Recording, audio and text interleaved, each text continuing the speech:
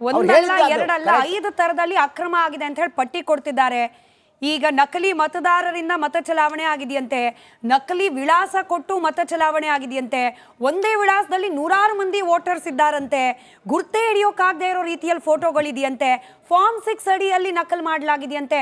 ಆಯ್ತಲ್ಲ, ಈ 5 ಆರೋಪದಲ್ಲಿ ಒಂದಾದ್ರೂ ಸತ್ಯ ಇದ್ರೂ ಕೂಡ ಆಯ್ತಲ್ಲ ಮುಖಭಂಗ ಬಿಜೆಪಿಗೆ. ಹೇಳ್ತೀನಲ್ಲ ನೋಡಿ, ಅದರಲ್ಲಿ ಯಾವ್ದಾದ್ರು ಒಂದರಲ್ಲಿ ನಿಜ ಇದ್ರೂ ಕೂಡ ಇವರು ಅಫಿಡವಿಟ್ ಸಲ್ಲಿಸ್ಬಿಟ್ಟು ಎಲೆಕ್ಷನ್ ಕಮಿಷನ್ಗೆ ಹೋಗಿರೋರು ಈವನ್ ಎಲೆಕ್ಷನ್ ರಿಸಲ್ಟ್ ಏನೇ ಹೆಚ್ಚು ಕಡಿಮೆ ಮಾಡಬಹುದಾಗಿತ್ತು. ಯಾಕೆ ಎಲ್ಲಿಗೆ ಹೋಗ್ತೀವಿ ನೋಡಿ, ಇಷ್ಟು 1.5 ವರ್ಷ ಬೇಕಿತ್ತಾ, 1.5 ವರ್ಷ ಬೇಕಿತ್ತಾ? ಇಲ್ಲಿ ನೋಡಿ ಏನಾಗಿತ್ತು, ಒಂದ್ ನಿಮಿಷ ಒಂದು ಬಲ್ಕೋಟ್, ಒಂದ್ ನಿಮಿಷ ಇಲ್ಲಿ ಒಂದು ಅಡ್ರೆಸ್ ಅಲ್ಲಿ ಇದೆ ಅಂದ್ರೆ ಹಾಗಾದ್ರೆ ಎಲೆಕ್ಷನ್ ಕಮಿಷನ್ ನೀನು ಅಫಿಡವಿಟ್ ಕೊಡು, ಅದು ಕೊಡು, ಇದು ಕೊಡು ಯಾಕೆ ಬೇಕು? ಹೋಗಿ ಚೆಕ್ ಮಾಡಿ. ಹಾಗಾದ್ರೆ ಅಡ್ರೆಸ್ ಯಾಕ್ರಿ ಬರುತ್ತೆ? ಎರಡು ವಿಚಾರ. ಎಲೆಕ್ಷನ್ ಕಮಿಷನ್ ಅಲ್ವಾ? ನೀವು ಮಾತಾಡೋದು ನಮಗೆ ಮಾತಾಡಕ್ ಬಿಡ್ರಿ. ಬಲ್ಕ್ ವೋಟರ್ಸ್ ವಿಚಾರದಲ್ಲಿ ಹೇಳಿದ್ರು ಬೆಳ್ಳಂದೂರು ಬೂತ್ 470 ಹೇಳಿದ್ರು, ಇಲ್ಲಿ 80 ಜನ ಇದ್ದಾರೆ ಅಂತೇಳಿ. ನೀವೇ ರಿಯಾಲಿಟಿ ಚೆಕ್ ಮಾಡ್ಕೊಂಬಂದ್ರಿ. ಅದ್ರಲ್ಲಿ ನಮ್ಮ ಕಾರ್ಯಕರ್ತರು ಹೋಗಿ ಚೆಕ್ ಮಾಡ್ಕೊಂಡ್ ಬಂದಿದ್ದಾರೆ. ಅಲ್ಲಿ ಇರ್ತಕ್ಕಂಥದ್ದನ್ನೇ 6 ಜನ, ಓಟ್ ಆಗಿರೋದನ್ನೇ 6 ಜನ ಅಂತೇಳಿ. ಅದಾದ್ಮೇಲೆ ಬೂತ್ ಇದೆಯಾ ಇದರಲ್ಲಿ ಮನೆ ನಂಬರ್ 35 ಅದಾಯ್ತು. ನೆಕ್ಸ್ಟ್ ಬೂತ್ ನಂಬರ್ 243 ಹೇಳಿದ್ರು. ಈ 243 ಏನು ಅಂತ ಹೇಳಿದ್ರೆ ಇದೊಂದು ಡಾರ್ಮೆಟ್ರಿ. ಡಾರ್ಮೆಟ್ರಿಲಿ ಏನಾಗುತ್ತೆ, ಅಲ್ಲಿ ಬರ್ತಾರೆ, ಉಳ್ಕೊಂತಾರೆ, ಒಂದು 6 ತಿಂಗಳು ಇರ್ತಾರೆ, ವೋಟರ್ ಐ ಡಿ. ಇದೇ ಕಾರಣಕ್ಕೋಸ್ಕರನೇ ಮೋದಿ ಸರ್ಕಾರ ಏನು ವೋಟರ್ ಐ ಡಿ ಕಾರ್ಡ್ನು ಮತ್ತೆ ಇದನ್ನ ಆಧಾರ್ ಕಾರ್ಡ್ನು ಲಿಂಕ್ ಮಾಡಿ ಅಂತ ಹೇಳಿದ್ರೆ ಕೋರ್ಟ್ಗೆ ಹೋಗಿ ಅಡ್ಡ ಹಾಕಿರೋದು ಯಾರು ಸ್ವಾಮಿ? ನೀವೇನೇನೆ. ಇದೇ ಕಾರಣಕ್ಕೋಸ್ಕರವೇ ಬಿಹಾರಲ್ಲಿ SIR ಶುರುವಾಯಿತು. ಏನದು, ಏನು ಸ್ಪೆಷಲ್ ರಿವಿಷನ್ ಆಫ್ ಇದಕ್ಕೆ intensive revision of voter I D ಮಾಡೋಕೆ ಹೋದ್ರೆ ಯಾರು ಅಡ್ಡ ಆಗ್ತಿರೋದು? ಯಾರು ಸುಪ್ರೀಂ ಕೋರ್ಟ್ಗೆ ಹೋಗ್ತಿರೋದು? ಇಡೀ ಇಂಡಿಗಳು ಬಡ್ಕೊತಾ ಇದ್ದಾರೆ ಮಾಡಬೇಡಿ ಅಂತ. ಯಾಕೆ ಮಾಡ್ತಾರೆ ಅಂತ ಹೇಳಿದ್ರೆ ನೋಡಿ, ಇನ್ನೊಂದೇನು ಹೇಳಿದ್ರು ಇವರು, ಇನ್ವ್ಯಾಲಿಡ್ ಫೋಟೋಸ್ ಅಂತೇಳಿ. ಏನು ಇನ್ವ್ಯಾಲಿಡ್ ಫೋಟೋಸ್ ಏನಾಗುತ್ತೆ ಅಂತ ಹೇಳಿದ್ರೆ, ನೀವು ಫೋಟೋ ಅಪ್ಲೋಡ್ ಮಾಡ್ತೀರಿ, ಅಪ್ಲೋಡ್ ಮಾಡ್ಬೇಕಾದ್ರೆ ಸಣ್ಣಗಿರ್ಬೋದು ಅಥವಾ ಬರ್ದೇ ಇರ್ಬೋದು. ಬರ್ದೇ ಇದ್ದಾಗ ಎಲೆಕ್ಷನ್ ಕಮಿಷನ್ಗೆ 22 ಮಾರ್ಗಸೂಚಿಗಳಿದ್ದಾವೆ. ಬರೀ ವೋಟರ್ ಐ ಡಿ ಒಂದಲ್ಲ, ನೀವು ಆಧಾರ್ ಕಾರ್ಡ್ ತೋರಿಸ್ಬೋದು, ಪಾಸ್ಪೋರ್ಟ್ ತೋರಿಸ್ಬೋದು, ಡ್ರೈವಿಂಗ್ ಲೈಸೆನ್ಸ್ ತೋರಿಸ್ಬೋದು, 22 ಐಡೆಂಟಿಫಿಕೇಶನ್ ನೋಡಿ ಆಮೇಲೆ ಓಟ್ ಹಾಕಕ್ ಬಿಡೋದು. 4,000 ಇನ್ವ್ಯಾಲಿಡ್ ಓಟ್ಗಳು ಅಂತ ಹೇಳಿದ್ರೆ ಫೋಟೋ ಇಲ್ಲದೆ ಈ ಹುಚ್ಚತನ ಮೇಲೆ ನಾನು ಹೇಳ್ತಿರ್ತಕ್ಕಂಥದ್ದು. ಪ್ರತಿಯೊಂದಕ್ಕೂ ಇನ್ವ್ಯಾಲಿಡ್ ಫೋಟೋಸ್ ಮಾಡಿರ್ತಕ್ಕಂಥದ್ದು ಸಣ್ಣದು ಕಾಡ್ತಿದೆ ಅಂತ 4,132 ಅಂತೇಳಿ. 4,132ರಲ್ಲಿ ಒಂದೇ ಒಂದು ಓಟು ವಿತೌಟ್ ಯಾವುದನ್ನು ಬೇರೆ 22 ಏನು ಎಡಿಷನ್ ಇಟ್ಕೊಟ್ಟಿದ್ದಲ್ಲ ಅದಾಗದಂಗೆ ಓಟ್ ಆಗಿರ್ತಕ್ಕಂಥ ಯಾವ್ದಾರು ಒಂದಿದೆಯಾ? ಇಲ್ವೇ ಇಲ್ಲ. ಬಲ್ಕ್ ವೋಟರ್ಸ್ದು ನೀವೇ ಹೇಳಿದ್ರಿ ಇನ್ವೆಸ್ಟಿಗೇಷನ್. ಅದಾದ್ಮೇಲೆ ಇವನ್ ಮಾರತ್ತಳ್ಳಿ 363ನೇ ಬೂತಲ್ಲಿ 48 ಜನ ಇದ್ದಾರೆ ಅಂತ ಹೇಳಿದ್ರೆ ನಾವೇ ಹೋಗಿ ಫಾಸ್ಟ್ ಚೆಕ್ ಮಾಡಿದೀವಿ, ಅಲ್ಲಿ ವೋಟ್ ಆಗಿರೋದು 2. ಆಯ್ತು, ನೀವು ಈ ವಿಚಾರ ಪ್ರಸ್ತಾಪ ಮಾಡಿದ್ರೆ ರಿಯಾಲಿಟಿ ಚೆಕ್ ಕೂಡ ಇದೆ, ಅದನ್ನ ನಾನು ನಿಮ್ ಪ್ಲೇ ಮಾಡ್ಬಿಟ್ಟು ನಿಮ್ಮ ಆನ್ಸರ್ನ ಕಂಟಿನ್ಯೂ ಮಾಡೋಣಂತೆ. ಈ ರಿಯಾಲಿಟಿ ಚೆಕ್ನ ಭಾಗವಾಗಿ ಕಾಡು ಬೀಸನಹಳ್ಳಿಯಿಂದಲೂ ಕೂಡ ಎಕ್ಸ್ಕ್ಲೂಸಿವ್ ವರದಿಯನ್ನು ರಿಪಬ್ಲಿಕ್ ಕನ್ನಡದ ವರದಿಗಾರರು ತಂದಿದ್ದಾರೆ. ರಾಹುಲ್ ಗಾಂಧಿ ಅವರ ಆರೋಪ ಏನು? ಗುರುತೇ ಸಿಗದಷ್ಟು ವಿರೂಪವಾದ ಫೋಟೋ ಇತ್ತು, ಇದು ಬೇಕು ಅಂತಲೇ ಹಿಂಗೆ ಮಾಡಿ ಅಸಲಿ ವೋಟರ್ಸ್ ಯಾರು ಅನ್ನೋದು ಗೊತ್ತಾಗದೇ ಇರೋ ರೀತಿಯಲ್ಲಿ ವೋಟರ್ ಐ ಡಿಗಳನ್ನು ಕ್ರಿಯೇಟ್ ಮಾಡಿ ಬೇರೆ ಯಾರಿಂದಲೋ ವೋಟನ್ನು ಹಾಕಿಸಲಾಗತ್ತೆ ಅನ್ನೋ ಆರೋಪ. ಹಾಗಾದರೆ ರಾಹುಲ್ ಗಾಂಧಿ ಅವರು ಕೊಟ್ಟ ಅಡ್ರೆಸ್ ಅಂದರೆ ಗುರ್ತು ಹಿಡಿಯೋಕೆ ಸಾಧ್ಯ ಆಗದಂತಹ ಫೋಟೋಗಳಿರ್ತಕ್ಕಂಥ ವೋಟರ್ ಐ ಡಿ, ಆ ವೋಟರ್ ಐ ಡಿಯಲ್ಲಿರ್ತಕ್ಕಂಥ ಅಡ್ರೆಸ್ ಅಲ್ಲಿ ಹೋಗಿ ರಿಪಬ್ಲಿಕ್ ಕನ್ನಡ ರಿಯಾಲಿಟಿ ಚೆಕ್ ಮಾಡಿದೆ. ಅಲ್ಲಿನ ನಿವಾಸಿಗಳು ಏನು ಹೇಳಿದ್ದಾರೆ ಕೇಳಿಸ್ಕೊಳ್ಳಿ.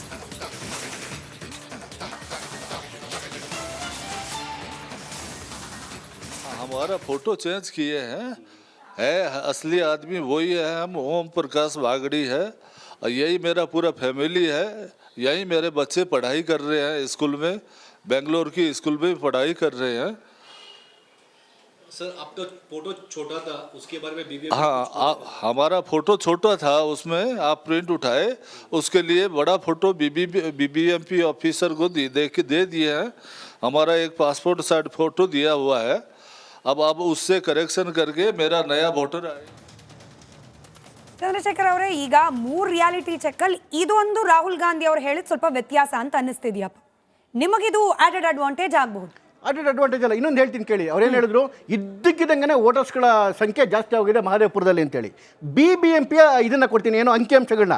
2016-17ರಲ್ಲಿ BBMPಯಲ್ಲಿದ್ದಂತಹ ಆಸ್ತಿಗಳ ಸಂಖ್ಯೆ ಮಹದೇವಪುರದಲ್ಲಿ 1,48,743. ಪ್ರಾಪರ್ಟಿ ಟ್ಯಾಕ್ಸ್ ಎಷ್ಟು ಬರ್ತಿತ್ತು ಗೊತ್ತಾ BBMPಗೆ? 361 ಕೋಟಿ. ಯಾವಾಗ? 2016-17ರಲ್ಲಿ. 2024-25ರಲ್ಲಿ ಈಗಿರ್ತಕ್ಕಂಥ ಆಸ್ತಿಗಳ ಸಂಖ್ಯೆ 3,59,468. ಪ್ರಾಪರ್ಟಿ ಟ್ಯಾಕ್ಸ್ ಎಷ್ಟು ಗೊತ್ತಾ? 885 ಕೋಟಿ. ಆವತ್ತು 361 ಕೋಟಿ 5 ವರ್ಷ ಕಡಿಮೆ ಹಿಂದೆ ಬರ್ತಿತ್ತು. ಇವತ್ತು 885 ಕೋಟಿ ಪ್ಲಸ್ ಅದ್ರಲ್ಲಿ ಏನು ಆ ವಲಯದಲ್ಲಿ 11 ಪಂಚಾಯತಿಗಳಿದ್ದಾವೆ. ಆ 11 ಪಂಚಾಯತಿಗಳಲ್ಲಿ 1.5 ಲಕ್ಷ ಪ್ರಾಪರ್ಟಿಗಳು ರಿಜಿಸ್ಟ್ರೇಷನ್ ಆಗಿದ್ದಾವೆ. ಅಂದರೆ ಬರೀ ಕರ್ನಾಟಕ ರಾಜ್ಯಕ್ಕೆ ಮಹದೇವಪುರ ಒಂದರಲ್ಲಿ ಸುಮಾರು 1,000 ಕೋಟಿ ಟ್ಯಾಕ್ಸ್ ಬರುತ್ತೆ. 5 ವರ್ಷಕ್ಕೆ ಅರ್ಥ ಏನಂತ ಹೇಳಿದ್ರೆ ತುಂಬಾ ಸಾಫ್ಟ್ವೇರ್ ಕಂಪ್ನಿಗಳು ಬರ್ತಾ ಇದೆ.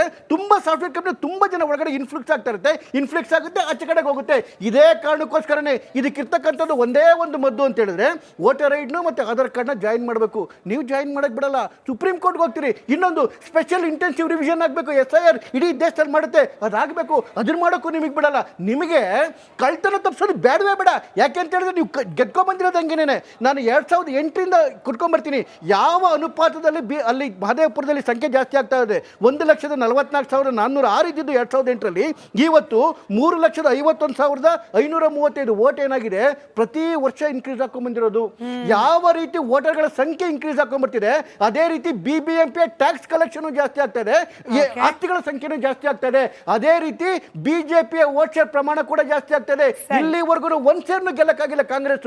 ಈ ಸರಿ ಆಗಿರ್ತಕ್ಕಂಥ ಇದನ್ನು ಅಷ್ಟೇ ಪ್ರಪೋರ್ಷನೇಟ್ ಆಗಿದೆ ಬಿಟ್ರೆ ಒಂದೇ ಒಂದು ಹೆಚ್ಚು ಕಡಿಮೆ ಆಗ್ಲಿಕ್ಕೆ ಸಾಧ್ಯ ಇಲ್ಲ. ಆಯ್ತು ಸರ್, ನೀವು ನಿಮ್ಮ ಪಕ್ಷದ ಪರವಾಗಿ ಸಮರ್ಥನೆ ಮಾಡ್ಕೊಳ್ತೀರಿ. But basic doubt Ravikrishna Reddy sir, ಈಗ ಕಾಂಗ್ರೆಸ್ಸೋ ಮತ್ತೊಂದೋ ಯಾವುದೋ ಪಕ್ಷ ನಿಮ್ಮ ಹತ್ರ ಸಾಕ್ಷಿ ಇದೆಯಾ, ಅದನ್ನ ನೀವು ಯಾವ ರೀತಿಯಾಗಿ ಚಾಲೆಂಜ್ ಮಾಡಬೇಕು ಆ ರೀತಿ ಚಾಲೆಂಜ್ ಮಾಡಬೇಕು. ಕಾಂಗ್ರೆಸ್ ಬಗ್ಗೆ ಬೇಸರ, ನಾನು ಡೈರೆಕ್ಟ್ ಆಗಿ ಹೇಳ್ತೀನಿ ಸರ್, ಕಾಂಗ್ರೆಸ್ ಬಗ್ಗೆ ಬೇಸರ ಯಾಕೆ ಅಂದ್ರೆ ನಮ್ಮ ಹತ್ರ ದಾಖಲೆ ಇದೆ ಅಂತಾರೆ, ದೂರು ಕೊಡಲ್ಲ. ನಮ್ಮ ಹತ್ರ ಸಾಕ್ಷಿ ಇದೆ ಅಂತಾರೆ, ಖುದ್ದು ಹೋಗಲ್ಲ. ಈಗ ರಾಹುಲ್ ಗಾಂಧಿ ಅವ್ರು ಮಾಡಿದ್ದು ಅದೇನೆ.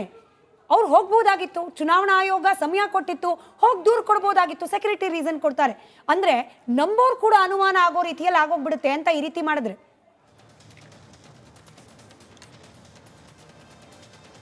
ನೋಡಿ, ಇದು ಪ್ರಜಾಪ್ರಭುತ್ವ. ಎಲ್ಲದಕ್ಕಿಂತ ದೊಡ್ಡ ನ್ಯಾಯಾಲಯ ಅಂದರೆ ಜನತಾ ನ್ಯಾಯಾಲಯ. ಎಲ್ಲರಿಗಿಂತ ಹೆಚ್ಚಿಗೆ ನಾವು ಮಾಹಿತಿ ಕೊಡಬೇಕಾಗಿರೋದು ಜನರಿಗೆ, ಯಾವುದೇ ಪಕ್ಷದವರಿರಲಿ. ಇವತ್ತು ನ್ಯಾಯಾಂಗ ಏನಿದೆ, ನ್ಯಾಯಾಂಗವೂ ಸಹ ಇವತ್ತಲ್ಲ, 1973-74 ನಾವು ನೋಡಿದ್ದೀವಿ. ನ್ಯಾಯಾಂಗವೂ ಸಹ ಇವತ್ತು ಒಂದು ರೀತಿಯಲ್ಲಿ ಆಡಳಿತ ಪಕ್ಷಗಳಿಗೆ ಅನುಕೂಲವಾಗುವಂಥ ಆಯಾಯ ಸಂದರ್ಭಗಳಲ್ಲಿ ಮಾಡಿಕೊಂಡೇ ಬರ್ತಾ ಇದೆ. ಕೋರ್ಟ್ಗಳಿಗೆ ಹೋದವನು, ನಿಮಗೆ ಗೊತ್ತಿರ್ಬೋದು, ಭೂತಾಯನ ಮಗ ಅಯ್ಯೋ ಸಿನಿಮಾದಲ್ಲಿ ಒಂದು ಒಳ್ಳೆ ಡೈಲಾಗ್ ಬರುತ್ತೆ, ಕೋರ್ಟಲ್ಲಿ ಗೆದ್ದವನು ಸೋತವನು ಸತ್ತ ಅಂತ. ಅಮೃತೇಶ್ವರ್ ಇದ್ದಾರೆ, ಅವ್ರನ್ನೇ ಕೇಳಿ. ಈಗ ನನ್ನ ಮೇಲೇನೆ 11 ವರ್ಷದಿಂದ ಕೇಸ್ ನಡೀತಾ ಇದೆ. ನಾವು ಸುಮ್ಮನೆ ಹೋಗ್ತೀವಿ ಕೋರ್ಟ್ಗೆ, ಇವ್ಯಾವ ಬಗೆಹರಿಯಲ್ಲ. ಚುನಾವಣಾ ಆಯೋಗಕ್ಕೆ ಪತ್ರ ಕೊಟ್ಟರೆ ಅವ್ರಿಗೆ ವಿರುದ್ಧವಾಗಿರುವಂಥ ಯಾವ ಕೆಲಸವನ್ನು ಚುನಾವಣಾ ಆಯೋಗ ಮಾಡೋದಿಲ್ಲ. ಚುನಾವಣಾ ಆಯೋಗ ಸರಿ ಮಾಡ್ಕೊಳ್ಳುವಂಥ ಕೆಲಸವನ್ನು ಮಾಡೋದಿಲ್ಲ. ಇವತ್ತು ಲೋಕಾಯುಕ್ತ ಹೇಗಾಗಿದೆ ಅಂತ ನೋಡ್ತಾ ಇದೀವಿ. ಎಲ್ಲಿಗೆ ಹೋಗ್ಬೇಕು ಜನ? ನಾನು ರಾಹುಲ್ ಗಾಂಧಿ ಜನರ ಮುಂದೆ ಇಟ್ಟಿರೋದೊಂದು ಖಂಡಿತ ತಪ್ಪು ಅನ್ನಲ್ಲ. ಅವರಿಗೆ ಅದೊಂದು ಅವಕಾಶ, ಹಾದಿ ಇದೆ.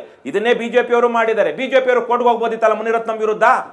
ಯಾಕೆ ಹೋದ್ರು ಮುನಿರತ್ನಂ ವಿರುದ್ಧ? ರಾತ್ರಿ ಹಗಲಲ್ಲಿ ಯಾರ್ಯಾರನ್ನ ಕೂರಿಸ್ಕೊಂಡು ಏನು ಬಾಯ್ ಬಡ್ಕೊಂಡ್ರಲ್ಲ, ಆವತ್ತಿನ ಸಂದರ್ಭದಲ್ಲಿ ಧರಣಿ ಮಾಡಿದ್ರಲ್ಲ. ಯಾಕೆ ಅವರು ಕೋರ್ಟ್ಗೆ ಹೋಗಕ್ಕೆ ಆಗ್ತಿರಲ್ಲ? ಎಲ್ಲರೂ ಅಷ್ಟೇ. ಈಗ ಹಲವಾರು ಬೇರೆ ಪ್ರಕರಣದಲ್ಲೂ ನಾನು ನೋಡ್ತಾ ಇದ್ದೀನಿ, ಸಾಕ್ಷಿ ತಗೊಂಡು ಹೋಗಿ ಕೋರ್ಟ್ಗೆ ಹೋಗಿ, ಸಾಕ್ಷಿ ತಗೊಂಡೋಗಿ ಕೋರ್ಟ್ಗೆ ಹೋಗಿ. ಸಾಕ್ಷಿ ಇಲ್ಲದ ಕಾರಣಕ್ಕಾಗಿಯೇ ಇರುವಂಥದ್ದನ್ನ ಕೊಟ್ಟು ಸಾಕ್ಷ್ಯವನ್ನ ತನಿಖಾ ಆಯೋಗಗಳು ಹುಡುಕಬೇಕು. ಅದು ಇದೆಯೋ ಇಲ್ವೋ ಅನ್ನೋದನ್ನ ಅವರು ಮಾತ್ರ ಪರಿಶೀಲನೆ ಮಾಡೋದಕ್ಕಾಗುತ್ತೆ. ಯಾಕಂದ್ರೆ ಸಮನ್ಸ್ ಕೊಡೋದಾಗ್ಲಿ, ತನಿಖೆಯ ಹಕ್ಕಾಗ್ಲಿ ಯಾರಿಗಿರುತ್ತೆ. ಹಾಗಾಗಿನೇ ಅಲ್ಲಿ ದೂರು ಕೊಟ್ಟಾಗ ದೂರು ಏನು ಕೆಳಗಡೆ ಇಟ್ಟು ಕೂತ್ಕೊಂಡ್ರೆ ಏನೂ ಆಗೋದಿಲ್ಲ. ಹಾಗಾಗಿ ನೀವು ಸುಮ್ಮನೆ ನೀವು ಅಷ್ಟೇ ಯಾರೋ ಬಿಜೆಪಿಯವರು ಹೇಳಿದಾಗೆ ಕೋರ್ಟ್ಗೆ ಹೋಗ್ಬೇಕು ಅನ್ನೋದನ್ನ ನೀವು ಮಾತಾಡಬಾರ್ದು, ನಾವು ಮಾತಾಡಬಾರ್ದು. ಅವರವರಿಗೆ ಯಾವ ಇದು ಮಾಧ್ಯಮ ಇದೇ ಪ್ರಕರಣದಲ್ಲಿ ನನ್ನ ಅನುಮಾನ ಅಂದ್ರೆ ಜನರಿಗೆ ಅನ್ಸೋದು, ಇವಾಗ ನಿಜವಾಗ್ಲೂ ಅಕ್ರಮ ಆಗಿದೆಯಾ ಇಲ್ವಾ ಅಂತ ಹೇಳ್ಬೇಕಾಗಿದ್ದು ಯಾರು? ಈಗ ಬಿಜೆಪಿ ಅಥವಾ ಕಾಂಗ್ರೆಸ್ನ ಆರೋಪ ಪ್ರತ್ಯಾರೋಪದ ಮೇಲೆ ನಾವು ಜಡ್ಜ್ ಮಾಡ್ಲಿಕ್ಕೆ ಸಾಧ್ಯನಾ? ಅದನ್ನ ಒಂದು ಚುನಾವಣಾ ಆಯೋಗ ಹೇಳ್ಬೇಕು, ಇಲ್ಲ ಅಂತಂದ್ರೆ ನಾನು ಆಗ್ಲೇ ಪ್ರಸ್ತಾಪ ಮಾಡ್ದಂಗೆ ಕೋರ್ಟ್ ಹೇಳ್ಬೇಕು. ಇದು ಎರಡೂ ಜಾಗಕ್ಕೆ ಹೋಗೋದೇ ಇಲ್ಲ ಅಂತಂದ್ರೆ ನಾನು ಆರೋಪ ಮಾಡ್ತೀನಿ, ನೀನು ಆರೋಪ ಮಾಡ್ತೀಯಾ? ಜನ ಹೇಳೋದಕ್ಕೆ ಆಗೋದಿಲ್ಲ. ಮೊದಲ ಹಂತದಲ್ಲಿ ಚುನಾವಣಾ ಆಯೋಗ ಬಂದು ಹೇಳ್ಬೇಕು. ಅಲ್ಲಿಗೆ ಹೋಗ್ಬೇಕಲ್ಲ ಇವರು. ಚುನಾವಣಾ ಆಯೋಗ ಹೇಳ್ಬೇಕು. ಇವತ್ತು ಪ್ರಶ್ನೆ ಇರೋದು ಚುನಾವಣಾ ಆಯೋಗದ ಸ್ವಾಯತ್ತತೆ ಬಗ್ಗೆ, ಚುನಾವಣಾ ಆಯೋಗದ ದಕ್ಷತೆ ಬಗ್ಗೆ, ಚುನಾವಣಾ ಆಯೋಗದ ಪ್ರಾಮಾಣಿಕತೆ ಬಗ್ಗೆ. ಹಾಗಾಗಿ ಚುನಾವಣಾ ಆಯೋಗ ಲೆಟ್ ದೆಮ್ ಆನ್ಸರ್. ಹಾಗಾಗಿ ಕೋರ್ಟ್ಗೆ ಹೋಗಿ ಅಂತ ನೀವು ಯಾಕೆ ಅನ್ಬೇಕು? ಚುನಾವಣಾ ಆಯೋಗ ತಪ್ಪಿತಸ್ಥ ಸ್ಥಾನದಲ್ಲಿ ಆರೋಪದ ಸ್ಥಾನದಲ್ಲಿ ಚುನಾವಣಾ ಆಯೋಗದ ಬಗ್ಗೆ ಕೂಡ ನಂಬಿಕೆ ಇಲ್ಲ ಕಾಂಗ್ರೆಸ್. ಚುನಾವಣಾ ಆಯೋಗ ಬರ್ದೇ ಇದ್ದಾಗ ಕೋರ್ಟ್ಗೆ ಹೋದ್ರು. ಚುನಾವಣಾ ಆಯೋಗದ ಬಗ್ಗೆ ಕೂಡ ನಂಬಿಕೆ ಇಲ್ಲ. They are calling it alliance with BJP. BJP ಜೊತೆಯಲ್ಲಿ ಚುನಾವಣಾ ಆಯೋಗ ಮಿಕ್ಸ್ ಆಗಿ 71ನೇ ಇಸ್ವಿಯಲ್ಲಿ ಒಂದೇ ನಿಮಿಷ 1971ರಲ್ಲಿ ಇಂದಿರಾ ಗಾಂಧಿ ಅಕ್ರಮಗಳನ್ನ ಮಾಡಿ ಗೆದ್ದಿದ್ದು ಅಂತ ರಾಜನಾರಾಯಣ್ ಅವರು ಇವತ್ತೇನು ಶಾಂತಿಭೂಷಣ್ ಅವರ ವಕೀಲರನ್ನ ಇಟ್ಟುಕೊಂಡು 71ರಲ್ಲಿ ಕೇಸ್ ಹಾಕಿದ್ದಕ್ಕೆ 75ರಲ್ಲಿ ತೀರ್ಪು ಬಂತು. ಜಯಲಲಿತಾ ಸತ್ತ ಮೇಲೆ ಜಯಲಲಿತಾ ಅಪರಾಧಿ ಅಂತ ಆಯ್ತು. ನಮ್ಮಲ್ಲೇನೆ ಜನಾರ್ದನ್ ರೆಡ್ಡಿ 14-15 ವರ್ಷ ಆದಮೇಲೆ ಬಂದಿದ್ದು. ಎಷ್ಟಿವೆ ಈ ತರಹದ್ದು, ಆ ಮಧ್ಯದಲ್ಲಿ ಏನೇನೋ ನಡೆದು ಹೋಗುತ್ತೆ. ಹಾಗಾಗಿ ಕೆಲವೊಂದು ಸಂದರ್ಭಗಳಲ್ಲಿ ನಾವು ಜನರ ಮುಂದೆ ಹೋಗಬೇಕಾಗುತ್ತೆ. ಜನರ ಮುಂದೆ ಹೋಗೋದು ತಪ್ಪೇನೂ ಇಲ್ಲ. ಆವತ್ತು ಬಿಜೆಪಿಯವರು ಬಹಳ ಒಳ್ಳೆ ಕೆಲಸ ಮಾಡಿದ್ರು, ಮುನಿರತ್ನಂ ವಿರುದ್ಧ ಬಹಳ ಒಳ್ಳೆಯ ಧರಣಿ ಮಾಡಿದ್ರು, ರಾತ್ರಿ ಹಗಲು ಧರಣಿ ಮಾಡಿದ್ರು. ಆದ್ರೆ ಮುಂದಕ್ಕೆ ಏನಾಯ್ತು, ಮುನಿರತ್ನಂ ಬಂದಾಗ ಆ ಪಾಪಗಳೆಲ್ಲ ಪರಿಹಾರ ಆಗ್ಬಿಡ್ತು. ಇವತ್ತು ರಾಹುಲ್ ಗಾಂಧಿ ಅವರು ಅವ್ರ ಪರ್ವ ಮುನಿರತ್ನಂ ಇವತ್ತು ಬಂದ್ರು ಅವರು ಕರ್ಕೊಳ್ತಾರೆ. ಅದೇ ರೀತಿಯಲ್ಲೇ ಇವತ್ತು ಯಾರಾದ್ರೂ ಬಿಜೆಪಿಯಿಂದ ಗೆದ್ದಿರೋರು ಕಾಂಗ್ರೆಸ್ ಬರೆದ್ರು ನೋಡ್ತಾ ಇದೀವಲ್ವಾ. ಹಾಗಾಗಿ ಚುನಾವಣಾ ಆಯೋಗ ಇವತ್ತು ಉತ್ತರ ಕೊಡಬೇಕು. ಕೋರ್ಟ್ಗೆ ಹೋಗೋದು ಬಿಡೋದು ಅದು ಬೇರೆ ಪ್ರಶ್ನೆ. ಚುನಾವಣಾ ಆಯೋಗ let them go to court. ಇವರು ರಾಹುಲ್ ಗಾಂಧಿ ಅವರು ಚುನಾವಣಾ ಆಯೋಗದ ಸ್ವಾಯತ್ತತೆಯನ್ನ ಪ್ರಶ್ನೆ ಮಾಡ್ತಾ ಇದ್ದಾರೆ. ಚುನಾವಣಾ ಆಯೋಗದ ಏನಂತಾರೆ ಅದರ ಇದನ್ನ ವಿಶ್ವಾಸಾರ್ಹತೆಯನ್ನ ಕಳೀತಾ ಇದ್ದಾರೆ. This is very dangerous in a democracy. So please Maharashtra